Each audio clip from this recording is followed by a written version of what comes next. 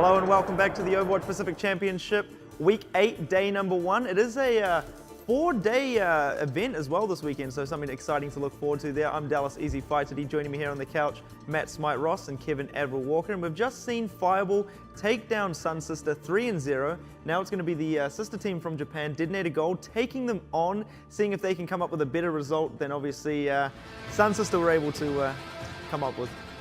And here's obviously Team Fireball stepping back up to the plate. Obviously, you know, their home day here, both games going to be back-to-back on home. Plus just a big emphasis on them today as a team. We really get to see how much they've improved and how much they're going to be going forward into the rest of the matches as well. Remember, these are teams that they are meant to pick up wins against. If you give power rankings to all the teams, you'd say Fireball, they're above Sun Sister and DeToNator, both on the leaderboard and just how they've been playing recently. But if any team below them is about to catch up, it's DeToNator over Sun Sister. And this has been a great start for Fireball so far on their home day, 3-0 to get things going.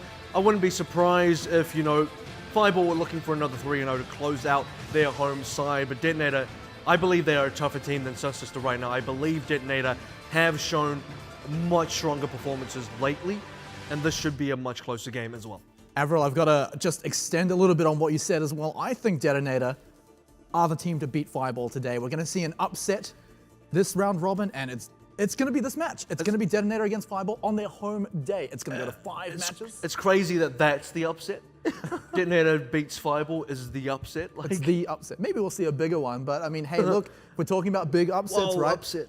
DeToNator, last time they played AHQ, they took If Sun one Sister match. beats anyone, is that an upset right now? Like, Oh, yeah, bro. Yeah, bro. If they beat what is themselves, the standard for an upset right now for you? Let's try to figure that out. Look, any team below a team on the leaderboard, if they beat that team, then look, that's technically an upset. Because look, I mean, if you look at the, like I said before, the power rankings of how matches have been up to this point, you'd say, yeah, Fireball probably going to win. Even the very previous match, 3-0 against Sun Sister, no competition coming out until Temple of Anubis, and even then it was swiftly dealt with. Fireball are looking like a really strong team right now. So if DeToNator do take out Fireball today, I'd say, yeah, it's an upset. I would say for Sun Sister, a little bit of credit on their side would be it wasn't a super easy win for Fireball. Fireball had to fight for that. So, you know, credit where credit is due. Sun Sister had a decent performance, not good enough to get themselves a win.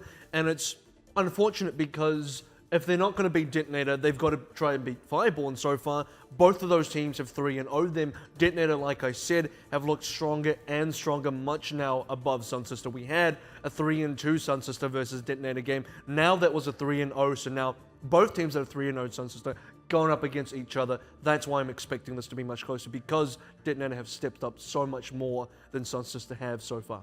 Yeah, I wouldn't be surprised if this game goes the full distance there, you know, goes all the way to best of 5. And I mean, it's coming off one of these things, you know, Fireball looking very, very strong. I haven't really seen, you know, DeToNator in obviously a little bit of time here. So they've had some time to work on, you know, a few of those issues there to see if they can now really take it to Fireball. Fireball have obviously shown, you know, their hand a little bit. We know their composition that they like to run. It's sort of their fallback composition. So if DeToNator.GOLD were obviously watching that Sun Sister matchup there, saw obviously that composition that they're more than likely going to be coming up against, they do have a slight advantage in, you know, being able to come up with a little bit of something, a little bit of counterplay, which will indeed help them there.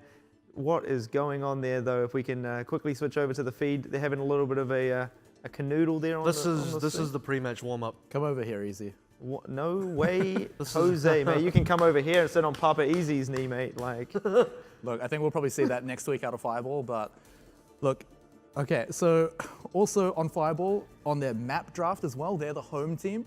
We saw them pick map number 1 and map number 3 against Sun Sister. So if they pick the very same maps, specifically Lijiang Tower, and then on Assault for the third map, Temple of Anubis, we'll see if that's just going to be the maps that they've been practicing for their home day, or if they've been practicing specific maps for being ready for certain teams, right? We've seen DeToNator are also comfortable to pick Lijiang Tower, but they also have a wider pool on control as well. We've seen them pick Oasis and I believe Nepal as well. I think they've almost played on every single control map, actually. Maybe one of them, maybe not Ilios. Maybe not Ilios, but they have a wider pool than Sun Sister do for sure. well, I feel this is where, you know, Fireball, that Lijiang pick coming up against Sun Sister might have been again, you know, luring DeToNator.GOLD into a bit of false sense of security there. This, I feel like they might go with Ilios unless they do, I guess, see themselves, you know, being kind of weak on that one. But going to be really interesting to see, you know, how DeToNator.GOLD now stack up against Fireball. But I think coming off that last sort of performance there, my personal prediction here, I think Fireball looking very strong. I feel like they deserve to sort of be up there in the conversation with Hong Kong Attitude, even possibly Marchi now as well. So this is going to be where it really gets to, we really get to see now. Fireball, you know, the bottom tier, or should they be up there in that middle tier? And the really important matchup here to note as well is a lot of this is going to come down to a little bit of the Apudo versus Anakin duel as well, because previously we've had, looking at the Sun Sister lineup, there wasn't a big player coming up from Sun Sister to really challenge Apudo. So I said, look, XQQ, he just needs to go onto a standard pick, doesn't have to really challenge Apudo, just has to perform his role against Fireball. Now when we go up in this matchup, as far as DeToNator.GOLD is concerned, you do have a power player on your side, much like Fireball do on their side. So Anakin versus Apudo, this is going to be an important matchup. And also if you're DeToNator.GOLD, I mean, I'd be a little bit worried, you know, Ninth and Rocket played, I'd say, as that sort of series went on, very strong sort of tank duo there. I think they just definitely outclassed the likes of Sun Sister in regards to, you know, their Winston and their Diva plays. So I think if you're DeToNator, you've really got to be worried about that as well. Well, of course, they'll be going up against Samurai D on that Winston. There has been some issues with, I mean, not just his Winston play, but quite a few Winstons as well. The biggest issue being just not recognizing how much you can survive in the fight. A lot of teams are starting to recognize, look, when the big monkey jumps in, you kill him. And there's not a huge amount he can do about it until his jump comes back up. So it's going to be about recognizing how long you can survive and not going in when you can't. You know, Yoshiharu being one of those really strong Diva players as well. Yeah, I've always had a lot to say about Yoshiharu. Definitely up there. If you compare where his level of Diva play is compared to where his team is at, I wouldn't say he's the second last Diva in the tournament right now. I think he's very good defensively, very good at recognizing what ultimates are up for the enemy team and which ones he can eat, which ones he can nullify. And most of the time, he does his job, and usually that brings DeToNator enough back into the fight to turn things around where perhaps they'd be behind in terms of ultimates. DeToNator sitting at a great place as well. Last player there, of course, was Anakin. Like I said, the big man to watch out for DTN. Someone that's really stepped up for their side has also been Saihate, specifically on, I would say, the soldier pick. So this is something now where DeToNator are also able to figure out compositions that work well for them, specifically empowering Anakin, but also allowing these other players to be able to get into positions where they're quite effective as well. And because a lot of teams do focus on Anakin, it's given Saihate a lot of room. So it almost feels a bit like how Inzidana is operating on the Fireball side now. A lot of attention being brought to Apudo gives Inzidana a lot of room to breathe as well. Inzidana, he's been a main Tracer player, but we are starting to see him on the Soldier. If Fireball are going to bring more of that, that's what I really want to see, and if they can really execute compositions where we're not stuck with Apudo necessarily on Genji, and we're not stuck with Inzidana necessarily on Tracer. Well, speaking of Tracer as well, you know, Delav has sort of been busting out that Tracer. We've seen DeToNator.GOLD, you know, sometimes go for that triple DPS, you know, having Saihate as well, and Anakin, which sort of gives them, I guess, a little bit more breathing room. But Fireball are going to be picking Lijiang Tower, so really looking to set the tone here, obviously building off their momentum that they had coming up again off Sun Sister. So DeToNator.GOLD have obviously seen them play this now. They know the composition they're going to be running into. I mean, if you're DeToNator.GOLD here, how are you going to deal with that? I mean, I think if you've watched any Fireball game for the past 7 weeks, you know Fireball's composition by now. They are, I would say, the most predictable team in terms of compositions. They very much have their one comp and they're going to play it. But they play it now. Back then it was a bit shaky and we said, I don't know if it's really working for them. It's better than what they had, but it's still not good enough. Now they're getting into the zone where it is starting to become quite well refined. A little bit late into the tournament, but better late than never. So another thing I want to say about Lijiang Tower is this is definitely the map they've been practicing specifically for today. A little bit risky against Sun Sister as it's their favored pick. I mean, that's the map that Sun Sister want to go for. Not necessarily the case against DeToNator. Now, DeToNator don't really have a home control map that they like to go for. They can kind of just sort of play whatever. Maybe Oasis, if we want to go there and say maybe that's the home control pick that DeToNator like to go for. But this is definitely less risky of a pick for Fireball against DeToNator.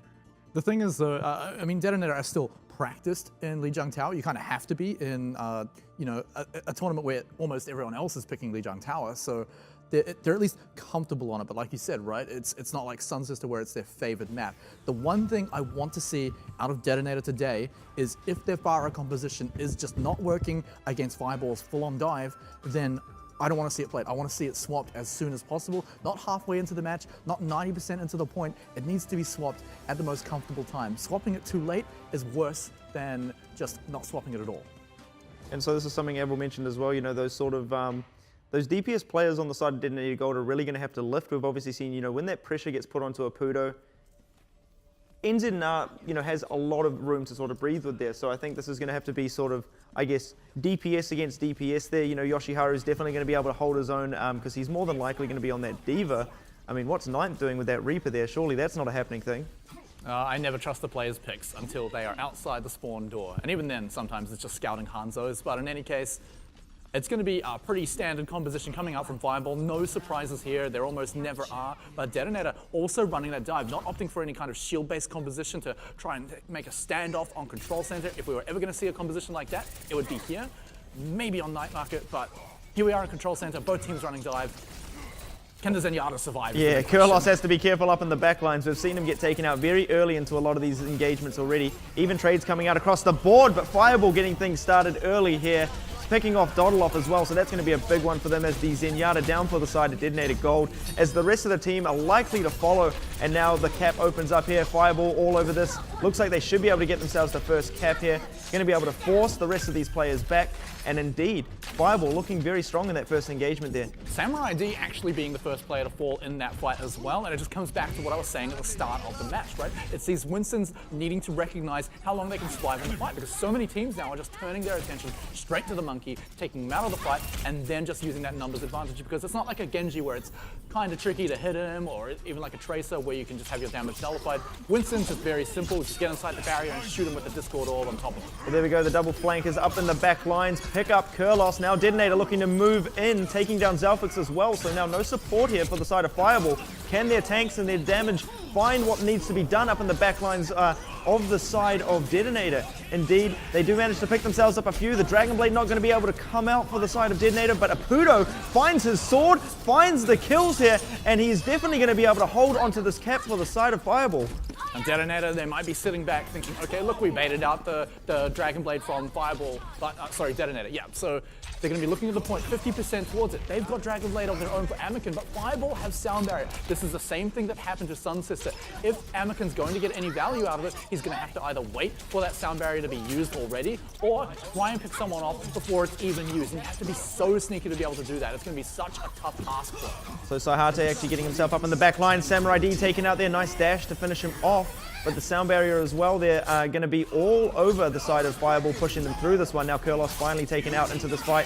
Anakin looking to hit the Dragon Blade there. The Pulse Bomb going to be finding that kill onto Delav there. So already good work here. And now there is enough found here as Saihate dropping his Pulse Bomb onto Apudo. But still the fight being staggered out here. Fireball still gaining themselves a lot of percentage on the cap. 90% just in the nick of time. DeToNator should surely be able to get themselves the cap, but indeed not, as Fireball get themselves back here, getting themselves some contest time. If they get themselves all the way up to 99, that's going to be disastrous for DeToNator. And indeed they do. The overtime ticking down, the Transcendence coming through as well, and Fireball might even be able to steal this one away from DeToNator without even letting them get a single cap on the point. NZNR looking to get paid here, looking to go to work on the side of DeToNator. It's still even though. The trades are just going slightly into Fireball's favor now, and this is the risk that they were paying off for right now. This is the reward they were hoping to get, to just come in and brute force their way back on the point. If they didn't win this, it would have set them so far behind that would have been tough to, even from 0 to 99, to take the point back.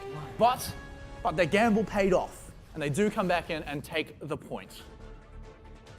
Well, Fireball going to be picking up the first stage of control there, 100 to 0. DeToNator, you know, had a couple of chances there, but Fireball just looking at like a very well-oiled machine this evening. I like the restraint that came out of DeToNator though.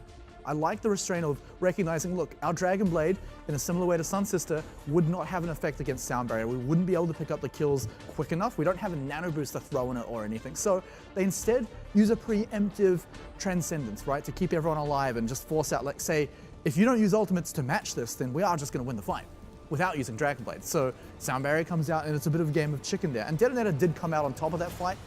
mostly, until Fireball just came back in with the reinforcements. DeToNator did not clean up. Well, going to be, again, the same composition, just charging headfirst into each other. Seeing who's going to be coming out on top of this first engagement. But Fireball gaining themselves a bit of a stronger position, already on the cap as well. Going to be forcing DeToNator to take the fight to them as Anakin looks to set up around the side here for a flank. Finding himself a decent bit of damage here. And indeed, even trades coming off across the board there. The mech down on Yoshiharu. The Samurai D's Winston taken out of this fight as well. All these important characters getting taken out for the side of DeToNator. Fireball just having that stronger position, easily clean this first fight up and indeed get themselves the first cap yet again. DeToNator looking a little bit lost. And the important thing as well is about the team that, in this mirrored composition here, the team that gets onto the point first means that whoever's attacking onto it needs to use their ability cooldowns to dive in first, and then it's just the defending team, in this case Fireball, can just use theirs for damage. Pulse Bomb does go out, doesn't find anything. This could be DeToNator's moment to strike with their own Pulse Bomb, which is coming up very shortly. Indeed, Saihate looking to get himself into a decent position here. Throws it out. What does he get? Absolutely nothing with that one. A little bit willy-nilly there on the Pulse Bomb and taken out as well by his counterpart, Tracer NZNR. Rocket picking up that kill onto Anakin as well. DeLaV getting that nice little return kill onto Apudo, but this is what we've talked about. Put that pressure onto Apudo. The rest of Fireball are there to clean it up. And indeed, they sweep clean DeToNator's offense there. Not even worried about this. And again, setting themselves up in a very nice position and will have a lot of ultimates to work with. Watch out for Anakin's Dragon Blade though.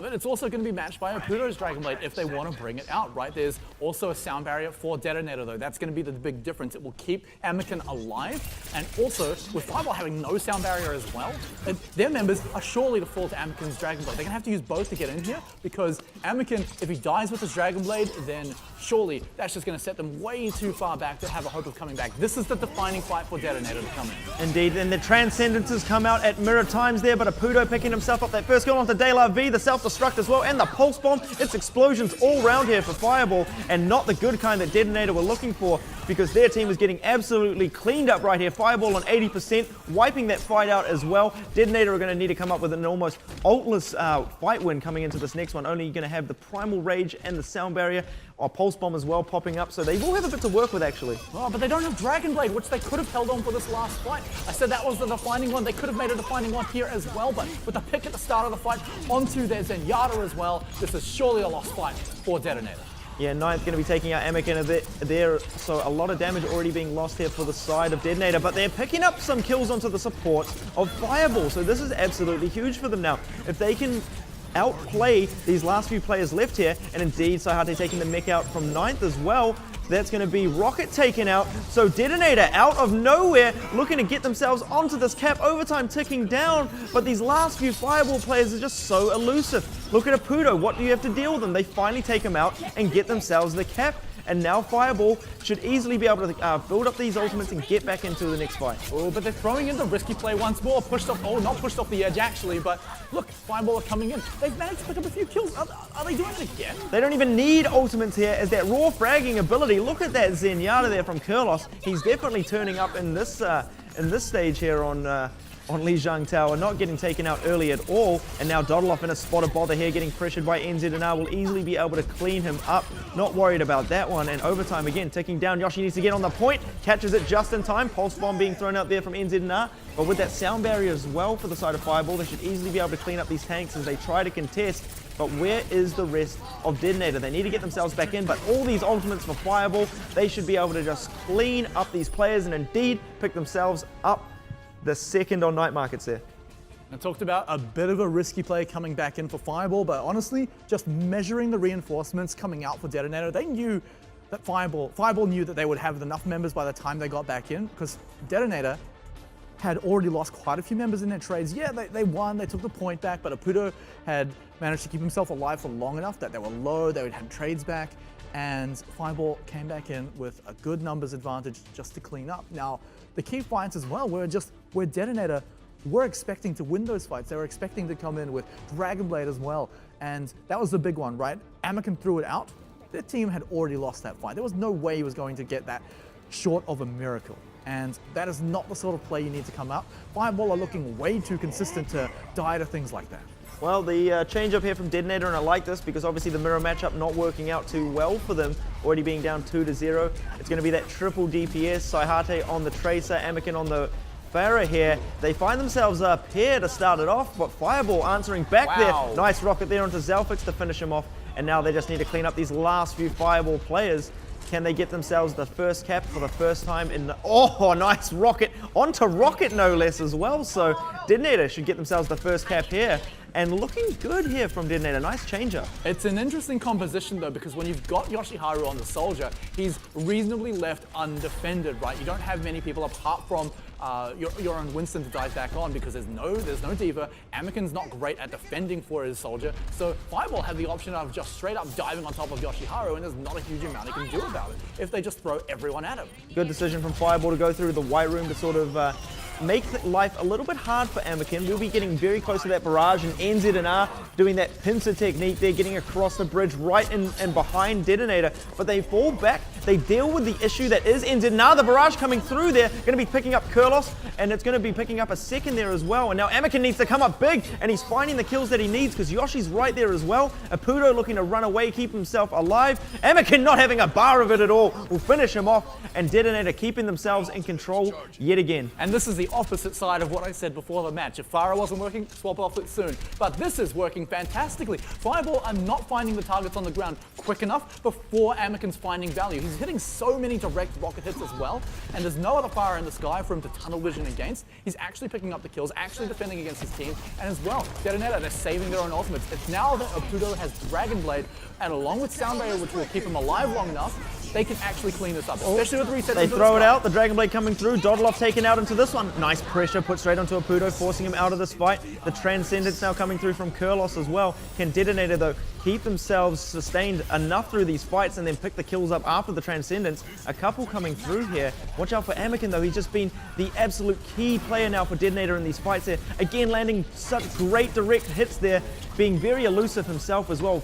Taking out Rocket before he gets sent back to the spawn. Nice pulse bomb from NZNR, but the Primal Rage going to be keeping them through their 9th with the self-destruct to finish Samurai D off. The cap's still in control for DeToNator. They're going to be able to get themselves all the way up to overtime here, but Fireball should be able to win this fight and cap it back. DeToNator, though, with an absolutely huge showing right here. Well, Fireball now have 99% to get through to capture this point right now. And DeToNator, they just need to win one more fight. They've been banking up a few ultimates, but also remember, they're not running Pharmacy either. It's only Anakin up in the sky, which means they've got 2 healers on the ground. It's a little bit harder to dive, and they've also got the Transcendence right now, so it's going to be hard for Fireball to win the fight on the ground, even with that 6-man advantage. They don't have the defensive ults ready yet. Sound Barrier's too far away. What a rocket there right into Apudo, but gets taken out, so it doesn't really find too much with the barrage there. Great read, though, yet again. Dodolov now finds that Discord Orb. Can they finish off Rocket? Indeed, they can. No pressure actually being put onto Dodolov here, so he's getting a lot of time to really throw these Discord Orbs out. And with that, obviously, triple DPS from DeToNator, they're really being able to clean up these Fireball members that are really split up from the rest of their team. And indeed, they're getting some kills here, but Apudo back in time, picking themselves up here. The Sound Barrier coming through as well. Apudo with the Blade, the Dream. What can he find with it? Nothing, as the Winston going to be hitting the Primal Rage, being able to sustain all the way through this fight. Rocket's back in action as well. The rest of DeToNator are going to be dropping, and Fireball hold on. Oh, and the plan for DeToNator there was use Transcendence to keep Anakin alive during Barrage, but a headshot from a Zenyatta on a discorded target is enough to one-shot you, even through Transcendence if you're not already at full health. That's what they did. They shut him down immediately. That's 2 ults that are pretty much taken out of the fight straight away. Now, DeToNator still have a few in their back pocket, but Fireball have been saving up as well. Transcendence is just going to nullify Yoshiharu's Tactical Visor. That's going to be the biggest one, but a Primal Rage to get some early kills. And Kurlos going to be hitting the Transcendence here as well, just to solidify this fight here, making sure they don't lose anybody, as now Fireball on 90%. Still having themselves a few ultimates to work with as well for this next fight. Now looking to get aggressive. Don't even want to let DeToNator touch this point. There is going to be a contest now coming up from Samurai D. The overtime ticking down, but surely these DeToNator players can't get themselves back in time. But amazing work actually to keep this one up here. The Tactical Visor from Yoshiharu, the Dream. But is it going to be enough? It's not at all. And Fireball take Lijiang 3-0. Is this one going to be a repeat? Unbelievable. So that was pretty incredible. The best showing on Gardens coming out for DeToNator. But hey, look, it's your MVP from the last series. Getting the play of the game once more. Honestly, he was getting so much more value out of all of his Tracer play than Sayhate, right? He was always getting the pulse bombs. Oh, sorry, Delaf. Oh, Schroeder was playing Tracer. Sayhate. Yeah, Sayhate. Thought it was. But pulse bombs were coming out from NZNR. He was also picking off the supports earlier during every single fight as well. Got a lot of value out of that, but honestly, I'd say Fireball just entirely as a team, there didn't have to be a standout player for them right now. They were just playing perfectly as a team, knowing when to go back in, when they could gamble for some of those risky plays based off reinforcements alone, and then throwing in kind of risky ultimates where if they do lose the fight, they do set themselves behind, but 2-3 maps, that actually paid off. I mean, Fireball's positioning, I feel, was, I guess, one of the big keys to success there, securing themselves. I guess, the stronger sort of position in almost every single fight there. DeToNator looking very strong on Gardens there at the end. But I mean, I think that a lot of that came down to the Amiken's Pharaoh. When Pharaoh was taken out of the fight, the rest of DeToNator had absolutely nothing they could do there. You see Fireball, just a constant onslaught. They set themselves up in the white room. NZNR gets around on the flank there, and it really sort of helps them, split apart DeToNator. And once they're in control, they're not letting go. As far as Fireball as well, they're starting to take the fights in closer areas, inside the white room, like you said, on the cap as well, really nullifying that airspace available for Amiken. Amiken doesn't really do anything out in the open if the fights aren't taking place out in the open either. So that's one way that Fireball are effectively dealing with Amiken without really having to shoot him in the air as a direct response. Take the fight somewhere indoors, force Amiken to come to you, then you deal with them. And this is now DeToNator being in a similar situation to where I've traditionally said Fireball were in, where I feel like DeToNator are a team that kind of focus on getting Amiken to pop off, and when he does, look, it's great. They're winning fights. They get up to 99%. But look, if Amiken's being shut down, if Amiken isn't getting the results, no one else on DeToNator is either. When you look at Fireball, this is now a team that is no longer heavily relying on Apudo. If Apudo is not getting it done, everyone else is picking up the weight and it's showing. Yeah, I mean, there was one of those fights there, Apudo gets taken out into it, and the rest of Fireball, I believe it was on Gardens there, Apudo's taken out of the fight, but the rest of Fireball easily able to sort of stagger that fight out, keep it going until Apudo can make his way back into the fight. And Fireball really sort of showing, that they are very well versed there. And I come sort of talking about Gardens there as well. I felt the change up from DeToNator was good.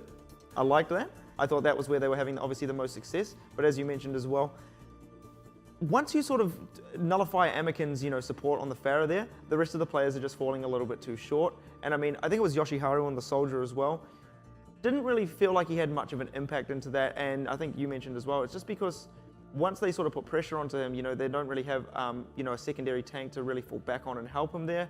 And so that's really not really working out too well for them. They could have probably gone with the pharmacy combo, I think, and really tried to let either go all in with Amiken's Pharaoh or obviously change off the Soldier. The thing with Yoshiharu as well is that it wasn't like Fireball were throwing all of their members at him to distract him and take him out of the fight early. They could simply send NZNR, and that was it. That was enough to just distract him at the very least. At the very best, they just straight up kill him or one of his supports nearby. So it's not like Yoshiharu is one of these top tier, top of the table soldiers either. I mean, he's doing an all right job on it. Sure, that's great. DeToNator showing that they are comfortable running triple DPS, but Yoshiharu doesn't demand enough attention from all of the other players, right?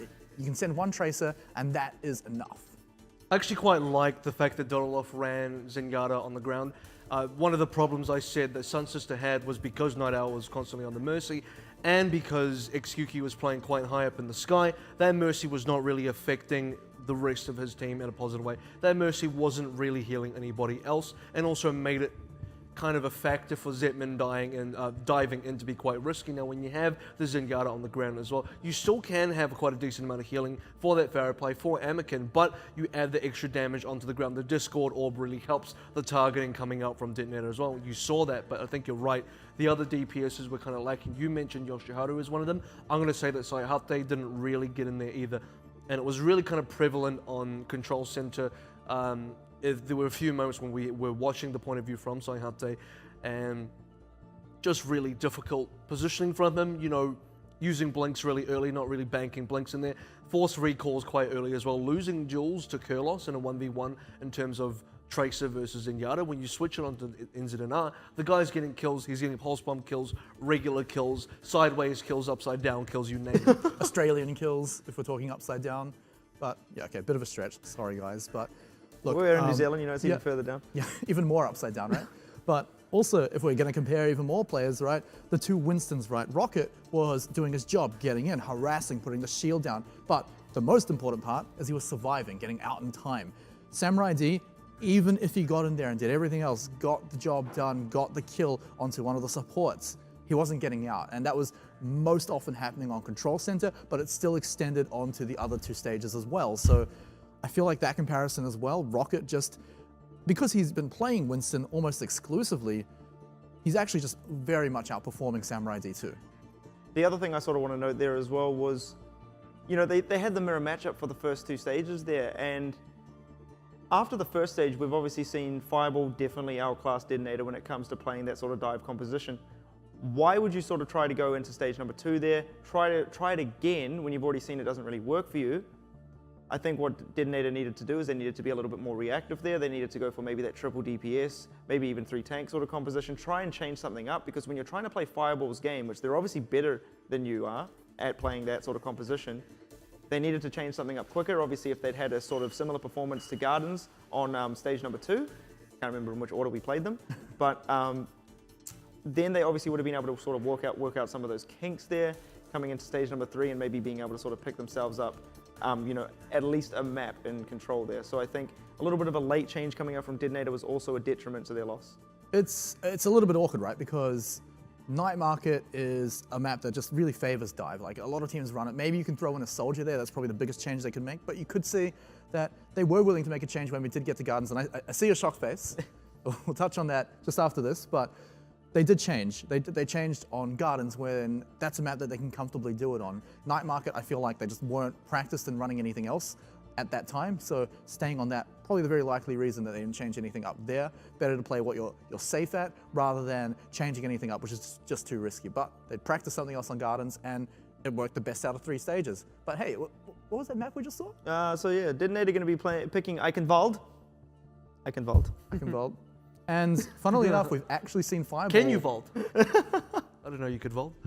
I can. We've actually seen Fireball on this map twice, I believe. Once against Blank, where they immediately took the first point off a really Blank good... picked it against them, so yeah. Yeah, DeToNator picked it up against Fireball as well. So Like previously or just now? No, just now. Just yeah, now. yeah. They picked the map here. But Fireball, to talk about their experiences on Eichenwalde, yeah, they took the first point almost immediately against Blank, but it was off the top of, I've got to say, like an incredible sleep dart. That was amazing that they managed to capitalize on that and actually hit it in the first place. But after that, the rest of the map was kind of lacking. So I can understand why DeToNator... It was also versus Blank. Yeah. So yeah, there's a big thing. They might not need a miracle sleep dart to walk over DeToNator on point 1, but we'll see. I'm not making any bold predictions like this. DeToNator obviously did pick the map, so they could be a lot more well practiced now.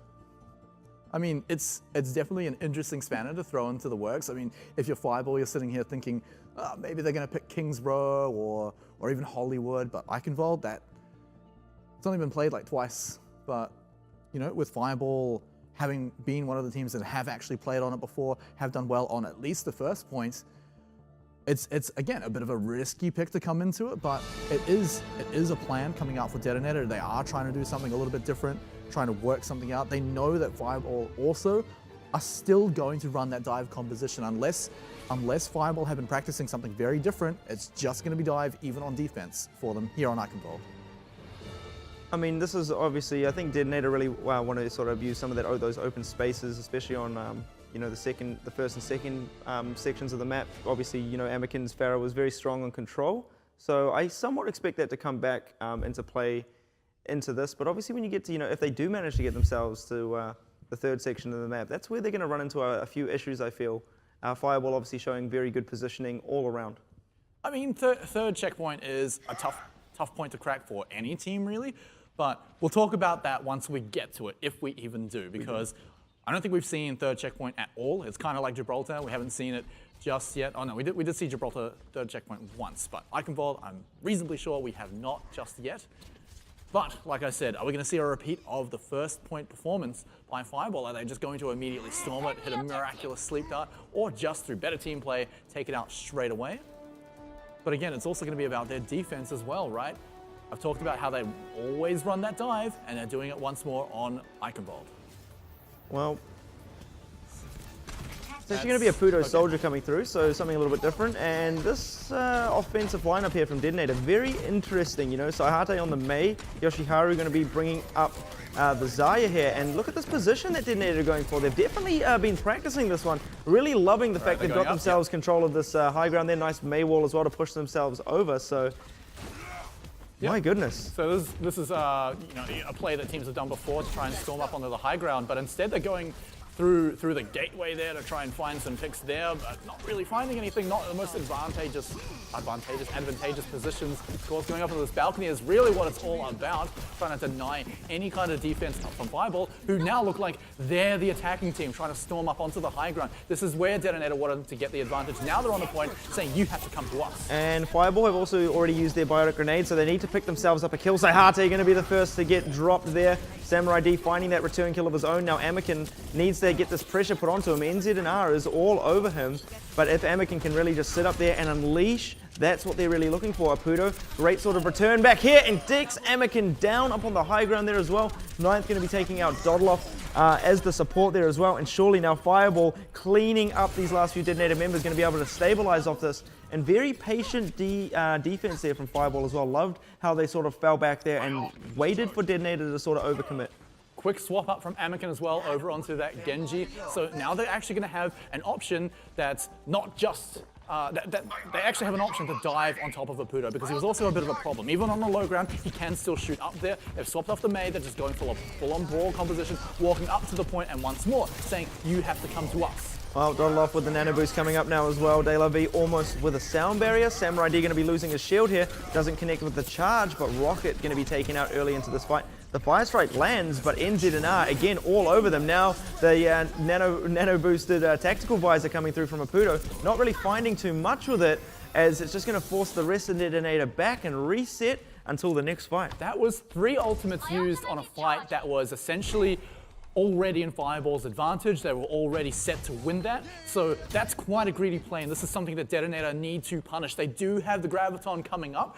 They can use that, and in fact, they don't even have to use another ultimate with it. If Samurai D's in position, Reinhardt's hammer swings will demolish anyone in that Graviton. What an absolute read there from Anakin, catching NZ&R out as he tries to get a little bit too sneaky around the backside there. Now they've got the player advantage, the ultimate advantage. Big Graviton surge from Yoshiharu. Now where's the follow-up damage? Delav picking up one there. The self-destruct right on top of it, doesn't find anything, but Anakin's blade is out. He's got the boost as well, picking up that last kill onto Zelfix, and now DeToNator should be able to get the cap off the back of this great fight, but a lot of ultimates committed here. Got to watch out. NZ&R already back in here, going to be able to stagger this one out just a little bit longer, throwing that pulse bomb onto Saihate, taking him out as well. But they are now indeed getting themselves the cap. Fireball smartly so fall back and set up for the payload section. And DeToNator also kept a sound barrier in the back pocket for when those respawns did come out. Was it necessary?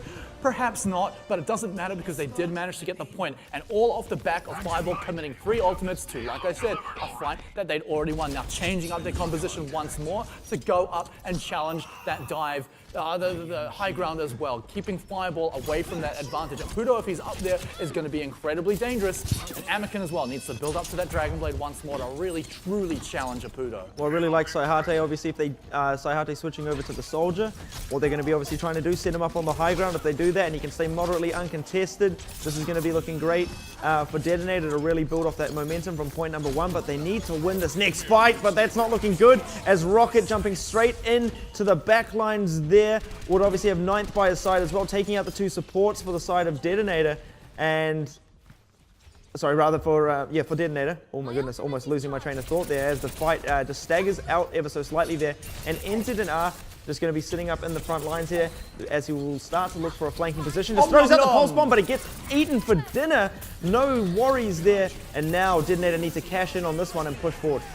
Yeah, and they've got a Dragon Blade to do it. But there is the sound barrier and great sleep dart there as well, dropping Anakin while he's mid Dragon Blade there, and Fireball stabilizing very easily. Huge sleep dart there coming through from Kurlos. What a standout play there as well. And this time it's Fireball keeping that one ult in the back pocket, using that sound barrier, like you said, to keep them alive. And then, of course, Sleep Dart is just the icing on the cake. So now DeToNator are in an awkward position. They've only really got the tactical visor, but Fireball are happy to just send Ninth into that. They have to demech Ninth before tactical visor can have any kind of effect. Unless Ninth is on the other side of the map, Saihate is going to have no effect even with his ultimate.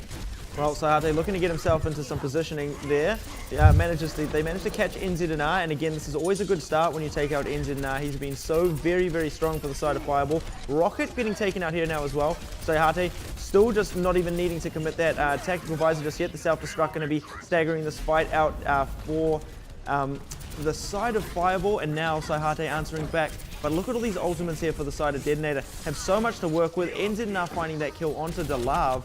He does still have the sound barrier being held there. NZNR getting taken out there. So now DeToNator should be able to make a lot of movement on this payload. But talking about movement on the payload, it was stationary the entire fight. Fireball held the fight on the payload the entire time, denying any progress. But like you said, 6 ultimates now for DeToNator. Fireball have shown that they're good at shutting them down, but when you're a 6v0 for ultimates, that's going to be a really big ask. It's going to be about how little DeToNator can use in this fight. Dragonblade with the boost, not finding any hits just yet. Anakin needs to find something. At least the mech is anything right here. Rocket being taken out into this one, but DeToNator not even committing everything into this. Only 3 ultimates into it, and actually clean up the side of Fireball. Still have 3 in the bank now. Great momentum as well. This is looking disastrous here for Fireball. Can they even get back and get themselves a second fight onto this? It looks like no. Oh, just in the nick of time. So very close. The overtime now is ticking down. But these ultimates again, there's the sound barrier, the tactical visor from Saihate, and looking him up on this high ground here, going to work. But there is that sound barrier for the side of Fireball, but DeToNator coming through just a little bit ahead in that fight there, and will be able to finish this one up, get themselves the second cap. 1 meter there, indeed they do, and we're moving indoors. And a team kill as well. A lot of it was used with ultimates though, so they're not going to be building up for their next fight, but they got to the third checkpoint. That's pretty fantastic. Now it's going to be all about this first fight. How many ults can they draw out of Fireball and then bank up their own, because they're realistically getting 2 fights at the very best here, because it's going to go into overtime if they're going to get it to the last checkpoint. Or the other option is Anakin going absolutely humongous with his Dragonblade. Well, he's dropped it up the back, and again, Kurlos! He is sending everyone to bed tonight, putting him straight to sleep there, and that's absolutely huge now. But the rest of DeToNator are still doing it. Somehow, someway, don't even need the Dragonblade, just walking all over Fireball right here. And they are getting so much room on the cart, getting a lot of ultimate charge off the back of that as well. NZNR and Apudo need to come up huge in this next fight, but Rocket does have a Primal Rage as well. Dodolov has to channel his inner Kurlos here, has to land a Sleep Dart onto Apudo, or he will wipe their team. The self-destruct sent rolling in there. Nice pulse bomb as well to get things started. And finally, Fireball finding what they were looking for on the map here, managing to catch out a lot of these DeToNator players. And this should surely be it there. 16 seconds now, looking to get aggressive. Do not even want to let DeToNator get back to the payload, but do they have enough to do so? I don't think they're going to make it, but DeToNator can be absolutely happy with how far they got the payload there. Fireball, they're just going to delay them, throw out ultimates here, but hey, hang on, that Winston might make it. Indeed, he does now. We are into the overtime. It is ticking down. You need to get back on the payload, my friend. Indeed, the overtime is kept alive here. But do they manage to have enough damage? Saihate taking out NZNR. So yet again, this is very, very good. Saihate, 15 HP in a dream. Not even needing to use the biotic field. Love the patience. Here we go. We'll drop it now. The sound barrier as well coming through for Fireball to try and push them through. But DeToNator have a sound barrier of their own there. And somehow they're finding the kills. This is absolutely huge for DeToNator right now, because the kills are so split for Fireball. So these players are going to be trying to trickle themselves back into the point. NZNR with a Junkrat. That's not the answer for the equation here. Kurlos with a Reaper. Can it come up big? Not indeed. And unbelievable DeToNator cap all 3 on Eichenwalde.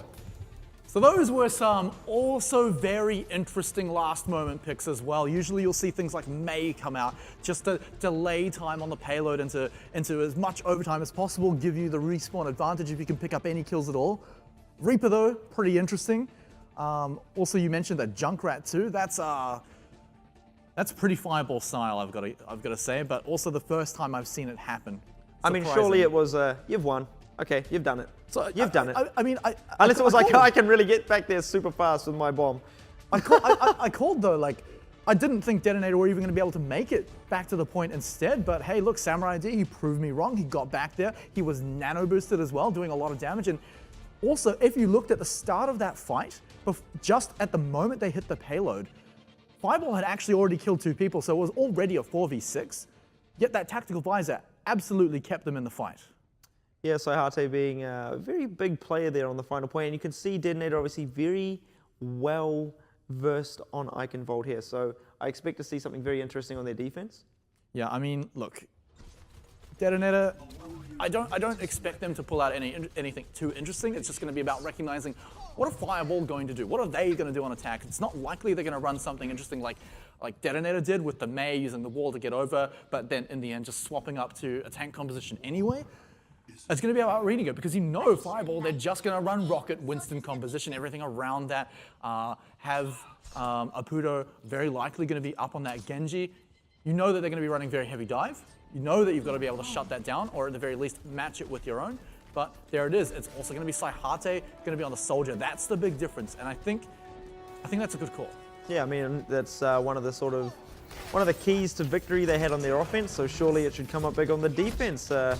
If we're going off that piece of information there, but you've always got to watch out. Apudo can just do amazing things on this Genji, and NZNR, you know, being on the offense again, nicely done by Apudo just to clean out that corner. We've seen many traces obviously sitting there, and it's a great place to start the flank from. Already half health for Apudo, but he does get healed back up pretty quickly. He can't find anything.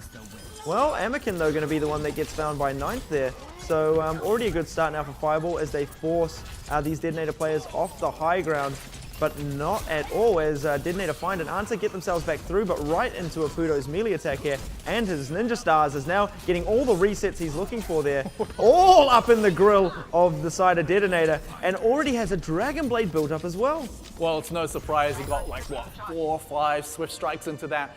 That is going to be a lot of ultimate charge indeed, and because it was such a cleanly won team fight as well, they can go straight to the top of the castle, deny any kind of positioning, and keep the payload trucking on. They can win a fight here as well, just funneling DeToNator through the choke point, and also forcing them to either stay on the low ground or just die in this tight space. There it is. You can see Apudo wanted to hit that Dragon Blade the entire time there. NZNR opening things up with the Pulse Bomb as well. Apudo going to be finishing the mech off, and all over Dodeloff as well. He's been taken out as well. NZNR right by his side. They're trying to catch themselves. Amakin as well as he tries to retreat. Somehow they don't come up with that kill there, so Amakin can count his lucky stars as those stars of Apudo don't connect. Well, you know what I'm saying? I know what you're saying.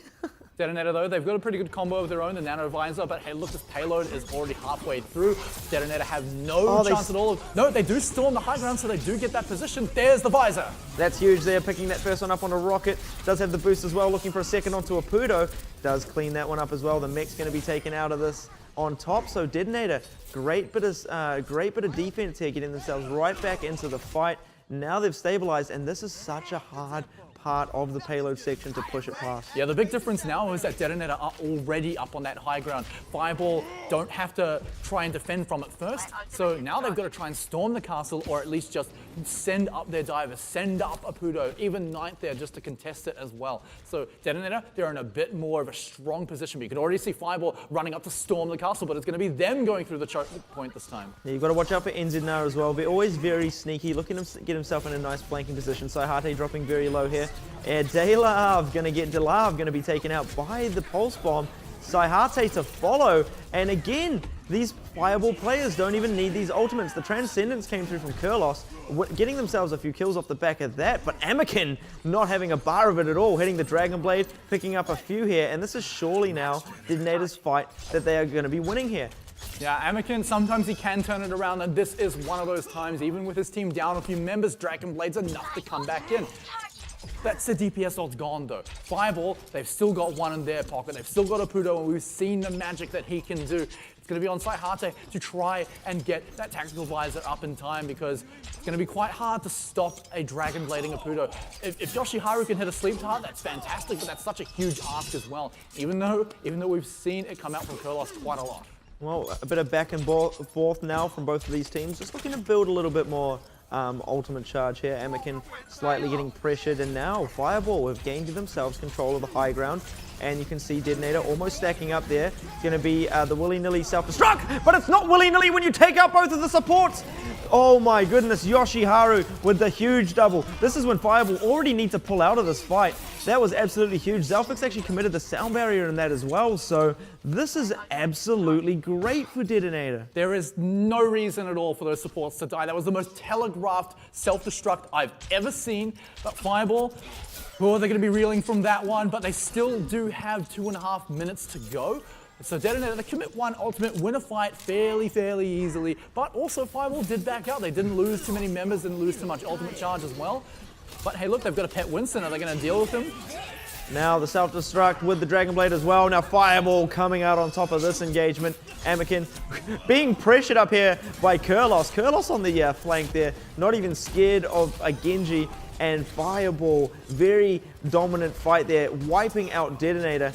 Still keeping a few ultimates in the bank as well. Can DeToNator get back and even contest? Surely everything would say they can, but it might be smarter for them to not do so. It's going to be risky. They do make it there in time. They're going to go for it. Nice transcendence there from Kurlos to keep themselves alive through Anakin's Dragon Blade. It's a great read coming out from Fireball, but Saihate on the flank with the Tac Visor, but it's going to be ninth all over it, blocking it out completely. So he finds absolutely nothing with that, and Rocket with the Primal Rage. They do use I believe almost everything they had in the bank there, but Apudo getting very close again to another Dragon Blade. So you've got to watch out now. This momentum coming up from Fireball is absolutely huge. DeToNator gambled and lost there. They thought they could hold it, but Fireball were just on point with that. They knew both DPS ultimates were up. They had ninth in position to block the tactical visor out in its entirety and then leave Saihate in a terrible position. Now this payload, it's trucking on forward. And like you said, Apudo with the Dragon Blade, in he goes. Right up in the back lines, looking to take Dodeloff out first. Catches him there. NZNR as well will be taking Anakin down on the hog.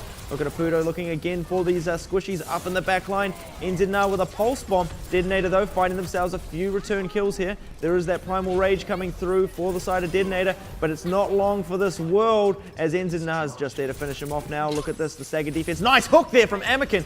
That is a great start if they want to hold on to this, but it looks like Fireball with great haste are getting it very close now towards the end.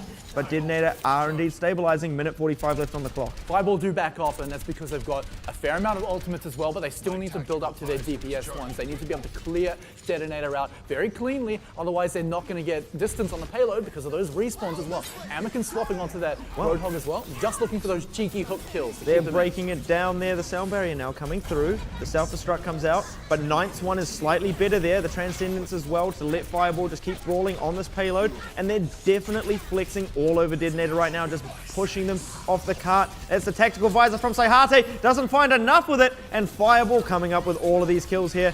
There is the Dragon Blade now from Apudo to finish things up. NZNR already with another pulse bomb. Yoshiharu sent back to spawn here, and that's going to be that. Fireball get the cap with 1 minute and 2 left on the clock. And the big thing to remember as well is that it went into overtime. Overtime for DeToNator. Now Fireball just have to cap 1/3 of the first point. We've talked about how great they have been at doing that before. It took them not very long at all to cap it in the first round as well. So all things considered, a draw at the very worst, a draw at the very best for DeToNator right now, but just a very easy win right now, the best for Fireball. And it's looking likely that they can do it. Yeah, I'm definitely gonna have to agree with you there. I think it's obviously great stuff. You know, Fireball coming. I felt like they looked a little bit weaker there at the start of this, but now definitely, you know, once they sort of got the payload moving, as one would say. I was gonna say the ball rolling, but I feel like that's a little bit more fitting. Definitely such a strong team here, even on DeToNator.GOLD's map selection. That's correct indeed. But I mean, look, DeToNator absolutely still can do it. But it's going to be still a very big ask for them. It's going to be about what they adapt to their new composition. Are they going to run some anti-dive? Are they going to try some cheese by the door? Remember, 1 minute is not a huge amount of time. Actually, just kidding. No, I'm not. DeToNator, one last defense. 1 minute to go, 1/3 of the point to capture. They're not going to be sitting outside the door. It's a little bit too risky. Fireball, they're just going standard. Why would you change? They capped it quickly before. They can do it, as well as just standing on the point, telling DeToNator to come to. This is a forward position. Yeah, and DeToNator already picking that kill up onto Zalfix. Now they will fall back, and this is a good start for DeToNator. That's here. not falling back. Oh no, but NZNR's all over it here. Amakin not finding much damage with his Genji here, and now NZNR, a little bit of pressure coming through from the likes of Saihate, but again, he's just so elusive on this Tracer. So very good at sort of holding onto these blinks here. And now Zalfix is back in the fray. Fireball looking to push in. Amakin sent back here as well. Aputo getting some nice resets through this one, and this is going to be very good for Fireball. That's it. It's over. It's done. That's it, easy. Fireball done it. I'm not sure. Is there anyone sneaking around the point? Is there anyone sneaking around to contest? Nope. It is not. No. And Fireball cleanly picking up Eichenwalde.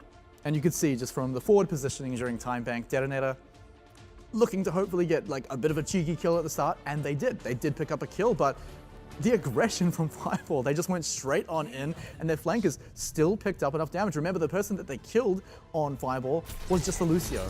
Not the most effective at swinging a team fight in their favor. Wow, that was actually huge. That's right, knocking people off the edge counts for a lot in play of the game. But no, that was also a pretty great ultimate as well. I mean, knocking people off the edge is a free kill. Free kill's a free kill. Yeah, I was gonna say it counts for a lot just in general, to be honest. Well, yeah. Like, play of the game or not, getting those kills counts for a lot. Yeah, that's fair enough. I actually got to say, for me, Kurlos really played super well across the board on Eichenwalde. Fantastic sleeps across, just all over the place. Whenever you really needed to depend on it, he was there and he had those sleeps in hand. I think Amakin was on the receiving end of the majority of those as well, which really hurt DeToNator on a lot of their most of their moments. But I guess the one thing to sort of say that was good, coming out from DeToNator, you could see they are quite well practiced when it comes to Eichenwalde. You could see that from their first sort of offense. I mean, not everything came to fruition, not everything came to the way that they'd sort of planned for it, but you can see there's a lot of thought process gone into a lot of their set pieces. You can see their first point offense was, very well practiced there. Same with, I guess their reading of the ultimate charges as well on point number 2 there. The way they sort of saved up that charge until they get it to just past that sort of under the bridge choke point, and nice rotation. They're hitting 3 for the first fight, 3 for the second fight. So I mean, glimpses of hope and I guess strength coming out from the side of DeToNator.GOLD, but Fireball just looking way too strong this evening. I actually quite like the initial setup play from DeToNator into that opening push. I see what they were trying to do there. It kind of reminds me of some of the Nunbani set plays, and also particularly on Hanamura, where a lot of teams like to do the full wrap around on the map. The only problem is for DeToNator is when you actually get to the defender's position, you take the high ground, you force Aputo off, you force everyone else off as well. It's great. You put Amakin up there, you exchange Aputo for Amakin, and you put your main DPS in the spot where the other team's main DPS would have liked to have sat. The only issue then is how are you actually contesting the point, because somebody still has to actually go down and cap, and as soon as you do that, that's when Fireball, as the now attacking team into DeToNator's defense, can pull the trigger and get something done on their side as well. So for the side of DeToNator, it sort of has the right idea. The Mei is interesting because I think the Mei is useful for getting yourself into the position. But once the fight starts, the Mei is kind of not really a factor anymore. The wall came down. They didn't secure a kill during the wall, which is a bit of a problem because that's kind of the real timing of Mei. If you don't get a kill within that wall period, Mei doesn't do anything past that. So I think the real thing as well, and it also ties into the McCree being run as well, is that they were looking for a team that just challenges anyone that comes up onto the high ground. And they did eventually step onto the point with Reinhardt, and that is when the challenge came out. But the problem is, Fireball weren't running 100% dive. They still had Aputo down on the ground, just even though he's on the low ground, he's still able to shoot back up at you, and you've only really got Amakin on McCree to contest that.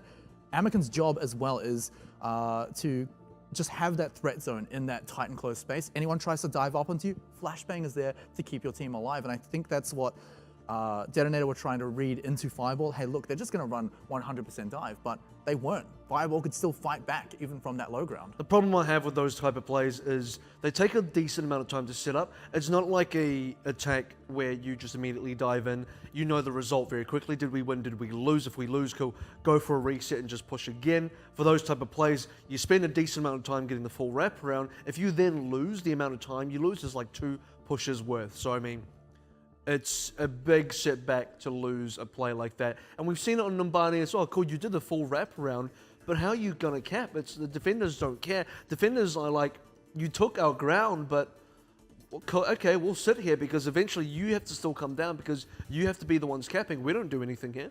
I mean, and that's, I guess, the strength of why, Aputo being on the soldier in that situation. If he was Genji, yeah, that would have been a little bit different. Aputo has to get a little bit closer to sort of be as effective as, the soldier is obviously, but he was within cover there and, was just taking those pop shots, being able to really just deal with Anakin's head. We saw Anakin not really being contested, NZNA not being able to get up there and do too much to him there. We saw him come up behind and NZNA's a bit like, oh, got to be a bit careful of this. Don't want to eat a flashbang and get taken out here because we've obviously seen Anakin very strong. McCree there, but now obviously Fireball leading the series 2-0. Next, when we come back, it's going to be Fireball's map selection, DeToNator.GOLD, back against the wall. Let's see what they can do after the break. Hello and welcome back to the Overwatch Pacific Championship. I'm Dallas Easy Fight today. Joining me here, Matt Smite Ross and Kevin Averill Walker, and we're currently in Fireball taking on DeToNator.GOLD.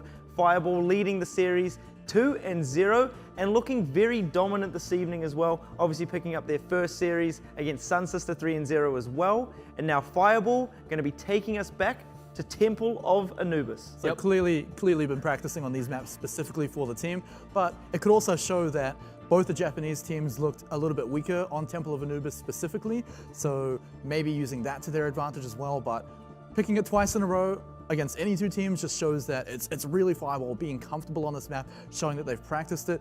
But that said, it was the map that they had the most trouble against Sun Sister during their series, but at the same time, they also double capped within like a minute and a half on time bank.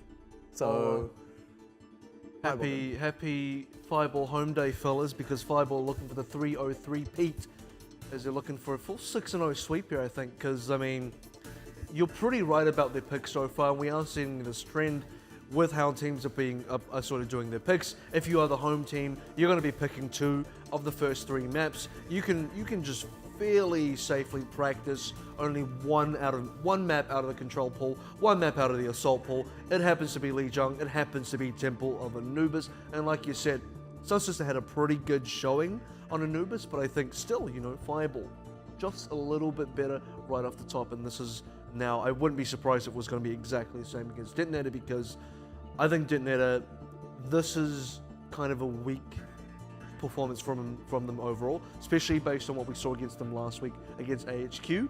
This is now a much weaker DeToNator. I think that's a very good point to make there as well. I mean, we sort of talked about, you sort of mentioned just before, Smite, about how Sun Sister, had quite a good showing on Anubis here. They took it all the way up to time bank. And, they actually, I believe they did it quicker than Fireball, did they not? On the first round, they had more time, almost a minute. They had more time to work with. The thing was once Fireball got that ball rolling, once they got the machine working, they were so very, very good on their offense. And obviously once they worked out the offense that Sun Sister were throwing at them, they were so very good on the defense as well, being very patient when they needed to be. So I think now that they've sort of had a little bit of a warm-up as well, to say, against Sun Sister, coming into this one against DeToNator, I feel that this is going to be extremely hard for DeToNator to do anything on this map with, because Fireball are just outplaying them and making DeToNator, they're forcing DeToNator into playing these mirror compositions with them, and Fireball just that little bit stronger. A little bit? I think okay, quite a bit stronger. Quite a bit stronger. What's really interesting about Fireball is the fact that they were able to get the double cap again into the overtime on time bank. What is strange about that sort of scenario for a lot of teams, and you actually see this, it's like a big surprise. It's like, wow, how did they get that? But at the same time, a lot of teams just manage to get it over the line during those sort of times, and I think it is because teams get a bit complacent, they get a bit cautious and patient during the regular play, like, oh, we got the time, we'll reset a push. But when you actually put in the situation where, no, we just gotta go, teams get a lot quicker. They just don't waste any time. They take the advantages very quickly, and they just sort of snowball their way through. That's the kind of play style that a Fireball just kind of adopt in general. they could be so much better, I think. I think Fireball they're looking decent now, but if they can just play like that all the time and just sort of put themselves in that scenario where like, hey, we're out of time, we got to just go, I think they need to. That's one thing that we've sort of seen, I feel, coming up from Fireball. You know, since they obviously have played the back, we've seen, you know, at least 5 maps so far of Fireball. Maybe we're going to get more than the 6 here. But they are a very aggressive team, you know, like once they get themselves a win. But that's the thing, is there's a sort of, someone on the team's like, oh, should we go? Should we keep going? Should we fall back? Oh, yeah, oh, nah, oh, Well, those questions aren't there. They just know. It's like they don't even have to ask each other. They just say, I'm going in. And the rest of the team is like, yes, I'm also going in, because we work so well as a team. So they seem to be on the same page when they go aggressive, even if they've just lost a member. And we actually saw that in their time bank match on Anubis as well. They lost a member, went in immediately. Same thing happened on Eichenwalde. They lost someone in time bank, went in immediately as well anyway, because they knew they could get it in anyway. Now, something I want to mention as well about the previous series where Sun Sister played Fireball here and actually had a good run was that they had something that played into how Fireball played in the bait on the hook of XQQ with that Widowmaker. And Fireball played into it twice in a row, and that's where a lot of the success for Sun Sister actually came from. I don't know if DeToNator have that same thing though.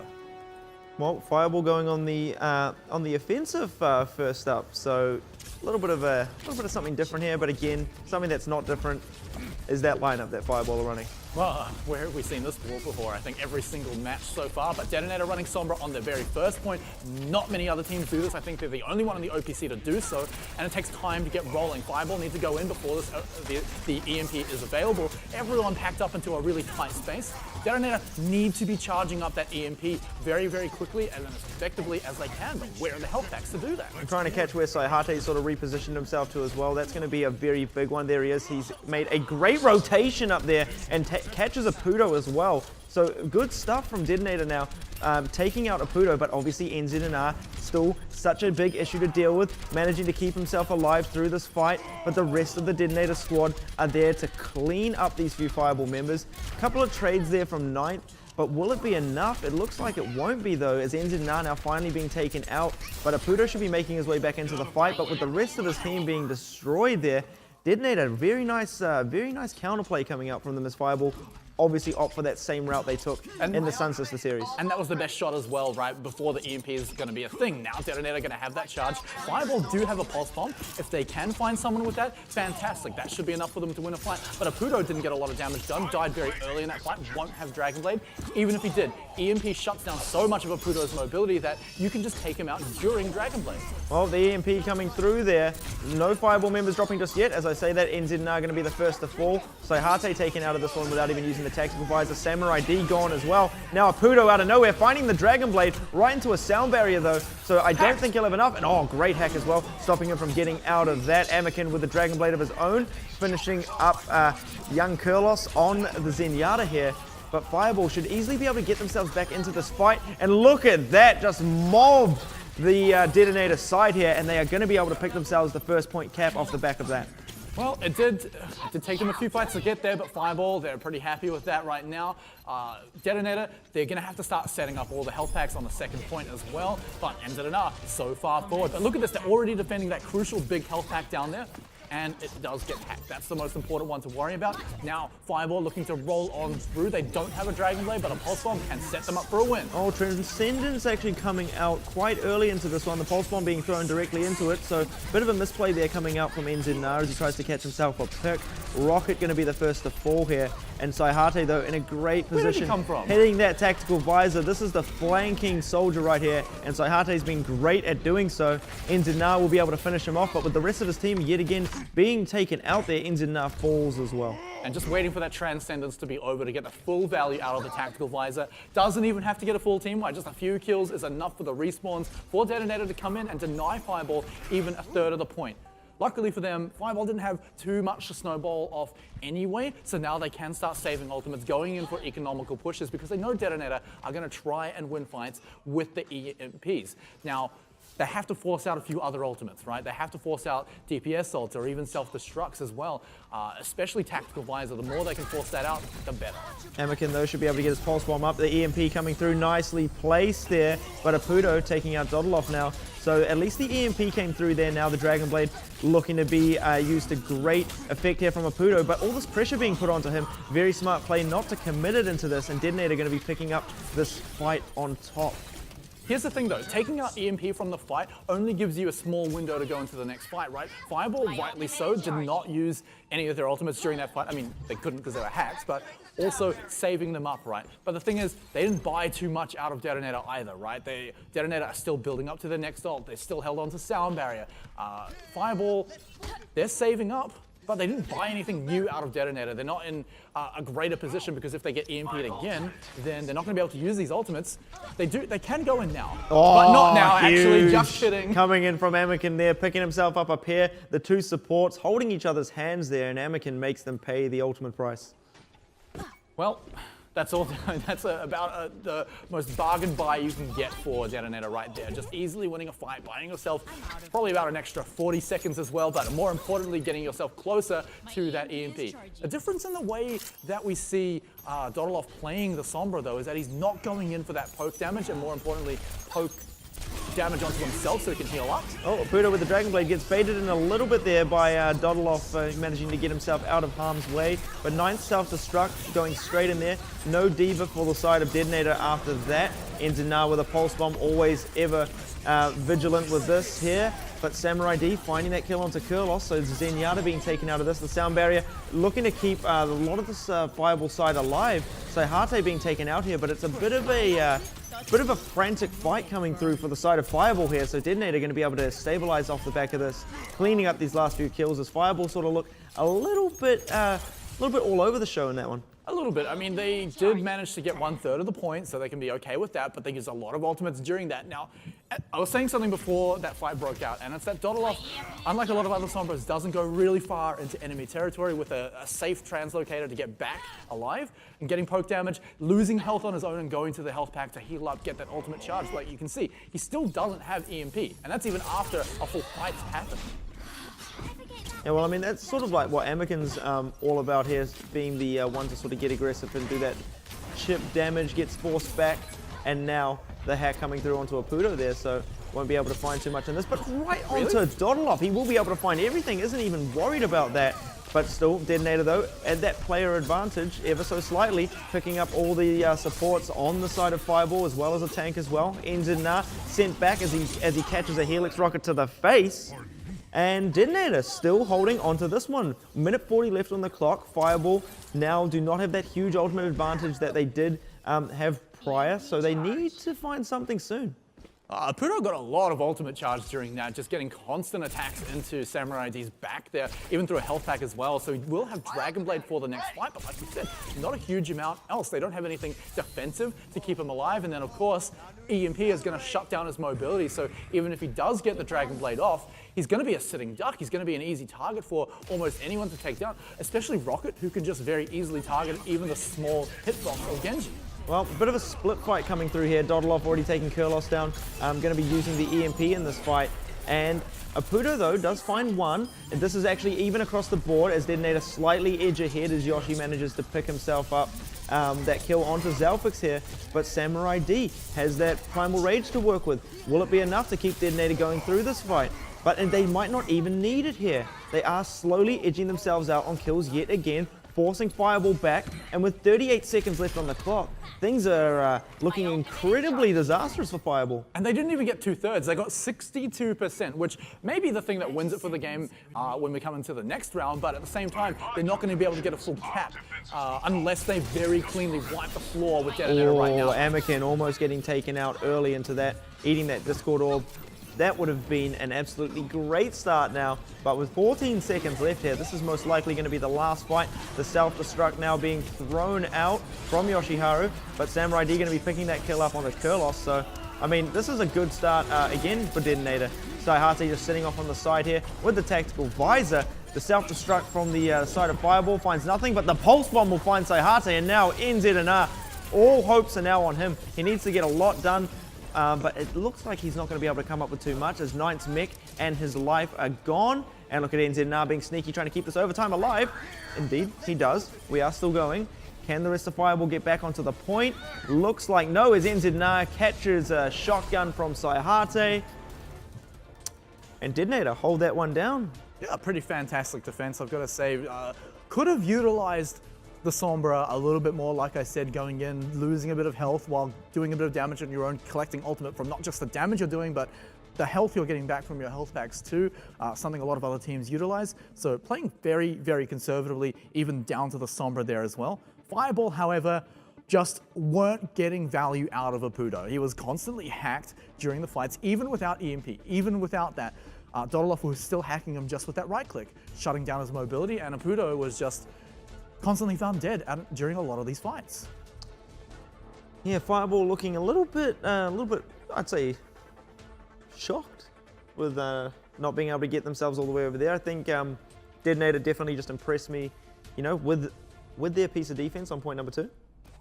That said, though, it's going to be all about their attack. And I said this before, Sun Sister, the result of them capping with 2 points was they had something just a little bit unique to throw at Fireball, and that was using XQQ, using him as bait. I don't see DeToNator having something like that this time. They're just going to have to match what Fireball can bring. They don't bring out anything too fancy like Widowmakers or anything else. They're just going to run pretty standard. I mean, sure, we saw a May composition on Eichenwalde, but that's not going to happen here. They're just going to have to go in and hope to win team fights against basically a mirrored composition. They may be running a soldier instead, and there it is actually. That's going to be able to contest that high ground. But it's going to be all about getting him up there, getting Saihate up onto the high ground, and then your tank's diving onto either the back line or at least a point, trying to contest it, getting that progress done. I mean, it's awesome to see Fireball switching things up here, really showing us the creativity of their team compositions yet again. Hey, it could have been a soldier. Could have been a soldier on defense. If it works, why change it? So Fireball yet again running the same composition here. That dive, see if it's going to work out for them here.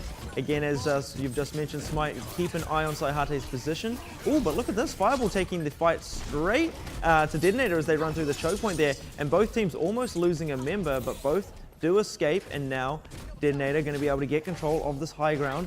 But see if that counter pressure now comes out onto Saihate. Cool, now the question is how can they contest the point or at least wipe the floor with Fireball right now? They've got the diving tools to do so, and there it goes, but it's just front line versus front line. No back line is really under threat right now. Well, Saihate found himself a lot of damage and a decent amount of charge in this sort of first engagement here as Anakin takes out his counterpart Genji. So that's Apudo out of this one. You've got to keep an eye on where NZ Nara is as well. He's not really finding enough as Rocket drops here is on top. So look at this from DeToNator. Very explosive first piece of offense here. Here's NZ Nara trying to keep things alive. And right on top of Kurlos goes Anakin, and this is a huge first offense here for DeToNator.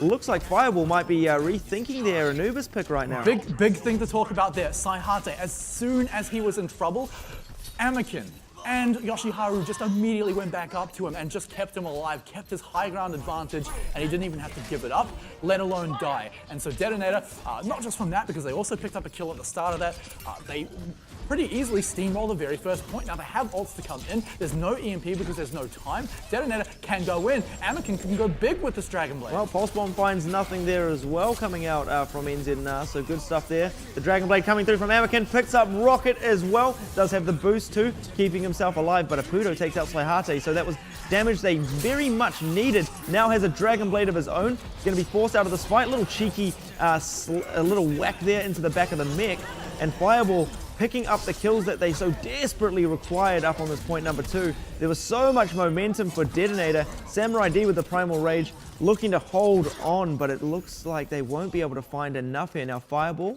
stabilize, 5 minutes 50 left, and we're in for a long one here, Smite. So Samurai D throwing out the Primal Rage there was NZ okay. and huge play there. That's just going to buy them time, though. It's going to buy them time, and sure, that's exactly what they need, but it's not going to decide the outcome of the next fight right now. DeToNator may even be able to win with the advantage that there's no Pulse Bomb. But back to Samurai D, throwing out that Primal Rage. His team had already lost. It was just losing his team time and also handing over a lot of hit points worth of ultimate charge to Fireball. Now, Samurai D did get out alive, but he did drop dangerously low. So the same thing basically applies, except he didn't have to respawn. Well, for this next fight though, Fireball going to be having 4 ultimates in the bank. One of those obviously being the EMP, so expect that one to be used. Now Saihate and the rest of the DeToNator squad, again, going on that left side there, looking to see if they can get a fight started out here. But look at NZ up on the flank. The EMP coming through doesn't connect with all that much on the side of DeToNator. The self-destruct, they're going to be finding the second support there. And that's going to be that fight over in the blink of an eye. Fireball cleaning that one up and only using the 2 ultimates. Yeah, wow, I mean, that was a very efficient trade right there. I mean, sure, DeToNator didn't use anything of their own, but Fireball, you look at their ultimates, they still have enough to win once more. If they utilize Kurlos moving forward, getting a lot of ultimate charge very quickly, he could very well have EMP before the next fight or even during it. He just needs to continuously harass forwards and use that health back. His tanks need to be doing the same thing as well. But DeToNator, what have they got? They've only got really Tactical Visor, and they're not going to be able to use it if he's dead. Not at all, and NZ as well, picking up a second onto Doddle there. Raputo looking to chase out these DeToNator players. The Larv sent back to spawn now as well. Can Samurai D escape? Yes, he can. Just in the nick of time there. And I mean, a great piece of defense yet again coming out from Fireball. It's a dangerous place to be in, right, where you're trying to force out enemy ultimates, but you're also trying to force out the EMP or try and win a fight before EMP is ready. EMP is now ready, so DeToNator, again, they can't hope to win a fight here. They need to go in and force out not just EMP, but another ult to go with it. Self-destruct, not going to be on the table, but it's very likely we might see Aputo just throw out Dragon Blade to clean the fight up. This is going to continuously buy a lot of time for Fireball, but DeToNator need to get a very clean cap here. Well, Kurlos looking to set up this EMP, gets caught a little bit, is sent back, and now, oh, what an absolutely huge hack coming through as Anakin hitting the Dragon Blade, going to be taken out there. That's going to be amazing right there. Now Saihate with the Tactical Visor, only finding one, as Aputo answering back with a Dragon Blade of his own, and this is coming up big right now for the side of Fireball, wiping out DeToNator there. That Dragon Blade from Aputo, huge mileage off the back of that. DeToNator changing things up once more. They're going to throw Anakin onto Roadhog, and it's almost like they're realizing, okay, look, Aputo is getting a lot of value. We can shut him down with a hook. Also, Roadhog is someone that once hacked it's not a huge deal, right? Hook has a 6-second cooldown anyway. As long as you hook around about the same time that you get hacked, you're gonna be unhacked by the time Hook's back up anyway. It just really denies your take a breather to stay alive and get healed. But the big thing is if you can hook one of these squishy targets like Aputo, NZ, or even Kurlos, they are going to win a fight, but they pick him off straight away anyway. But oh my goodness! Yoshiharu with the self-destruct that should have been easily read there from the side of Fireball.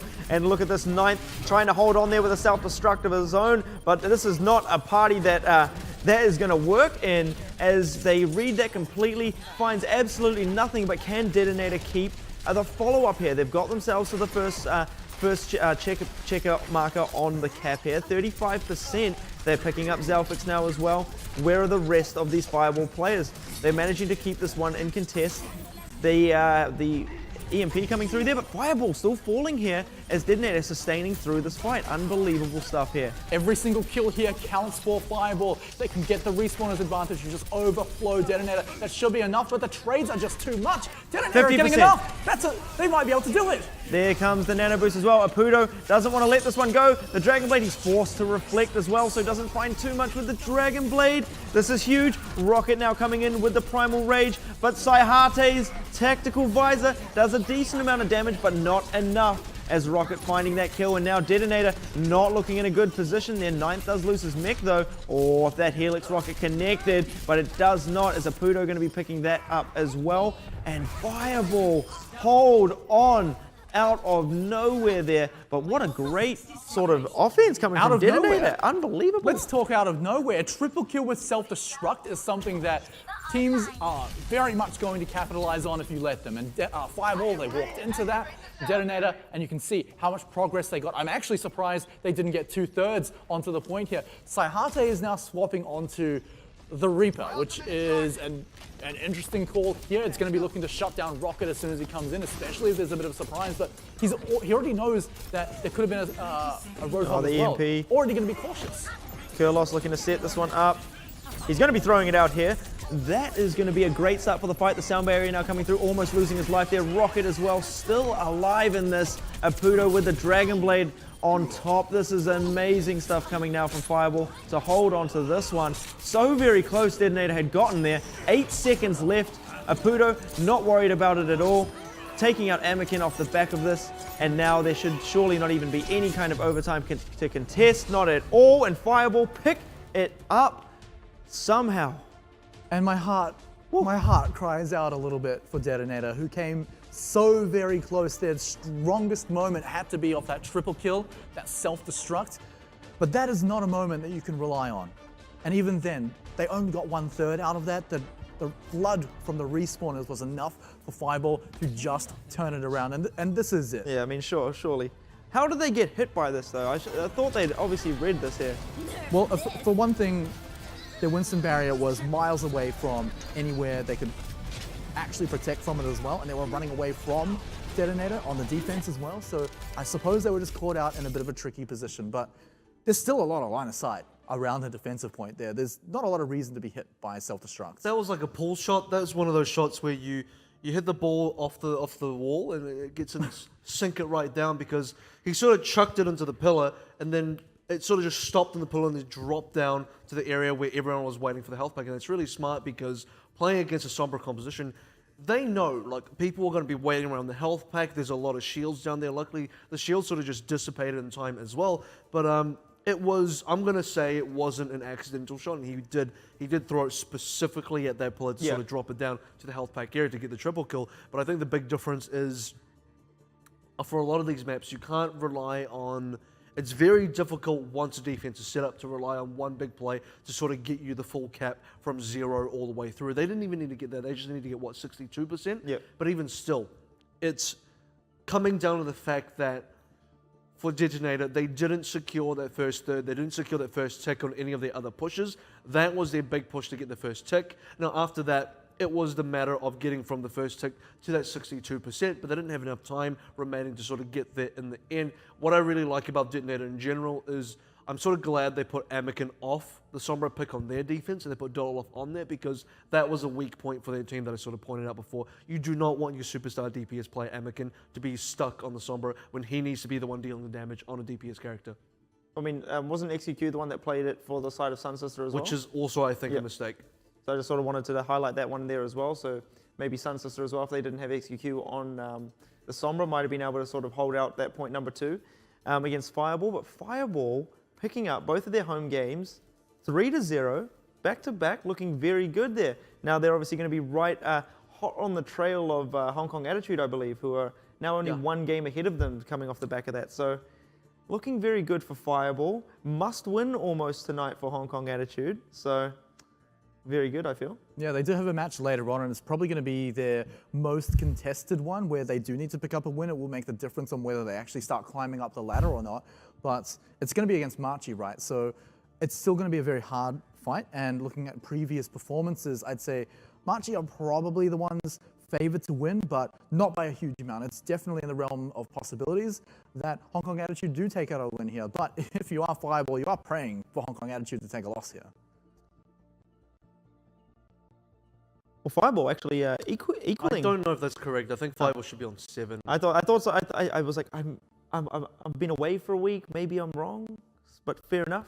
So we think Fireball should be on 7 there. But if we have a look at the schedule there, we've seen Fireball pick up 2 of their games back-to-back, 3-0. So very strong performance from them this evening. DeToNator.GOLD going to be taking on Flash Wolves after our break there, and then followed up the final match of the night, Marchi Esports taking on Hong Kong Attitude, and that is going to be the big one. Obviously a must-win for both of these teams. Hong Kong Attitude looking to sort of solidify that gap again between them and Fireball, but for Marchi looking to really climb up into those sort of top 3 teams. I'd say it's probably more important for Marchi because they, realistically, from the place they are on the ladder, they're the most likely to overtake the bottom of the top 3, which currently is blank. We'll see if that's still the case once Marchi do start climbing, if they do. So it's much more important for Marchi to win tonight. There's still hope that Hong Kong Attitude can do the same if they win tonight, but they have to win tonight if they have any hope of getting into the top 3 right now. But Machi, it's a little bit more realistic that they can do it. And even then, it's still a very big if, even if they do win. And Avril, was there any sort of final points about the team of Fireball or coming up into the next series before we go to the break? Yeah, like again, the sort of thing to look at here is that every team has had some improvement. We looked at DeToNator. We said, look, DeToNator have improved. They took a map off HQ. They look stronger overall. So does Sun Sister. But now we look at Fireball. They look even better than that. So this is it. This is now Fireball's opportunity to see if they can even catch up to Hong Kong Attitude and Machi, because there was a moment where we looked at is the bottom section, is it a 2-team sort of group or is it a 3-team group including Fireball? And now I think we can safely say that Fireball have let themselves go. They've shot up above that sort of bottom group and they're no longer still within that bottom section. They're now up there with Hong Kong Attitude and Machi. They've let themselves go. They've got themselves the big old Roadhog belly when it comes to their team. No, the Fireball logo. Well, Kurlos actually picked up the player of the match there, so we feel obviously, Kurlos having, I believe, a few of those sleep darts were very crucial coming into that there. I guess he had a lot of a way better performance compared to, the Sun Sister series. He didn't really exist too often, when he was playing Zenyatta. Sun Sister were really all over him. Well, I mean, that's his playmaking character is obviously on Ana, I think, and maybe a little bit on Sombra, but mostly on Ana. That's when he can hit the sleep darts, the good biotic grenades. We even saw the biotic grenade on Numbani against Sun Sister as well. So stuff like that from Kurlos is really important. You see less of that on the Zenyatta. For him on Zenyatta, it's, am I discording the right targets? Am I hitting some shots? But other than that, there's no massive plays when he's on Zenyatta, so there's nothing really to look at. He's just doing his job correctly, but I think well deserved there. I would have given him the MVP for the Ana play specifically, but I think that plus his Sombra combined together is what really set the stage for tonight for him. Yeah, I mean, if we go a little bit into the Sombra as well, the difference was that, he was getting the big EMPs, but pretty much any Sombra player can do that, right? It's very easy to get that big AoE. The only thing you really have to worry about is line of sight, but it was also the other hacks that he was getting when he was off to the side as well. Hacking the Genji during the... Hacking Anakin during Genji was really important because the Dragon Blade requires the resets to really get the damage output, so denying that was a big deal. Yeah, and you can see as well, like the positioning, he knew he was not going to be shot, his hack wasn't going to be interrupted, and that's just one example. It happened many other times, especially the biggest ones are chaining it after an EMP as well. That's a very long time to not be able to use your abilities as a Genji, or even anyone really. It's just so dangerous. Well, congratulations obviously Team Fireball picking up both of their games 3 and 0. After the break, we're going to have DeToNator.GOLD taking on Flashwolves. So Flashwolves looking to get themselves into a first equal position with AHQ. And obviously finally after that, the big one of the night, Hong Kong Attitude taking on Machi Esports. We're going to go to a break, and obviously when we return, we'll have all the action here on Full Circle.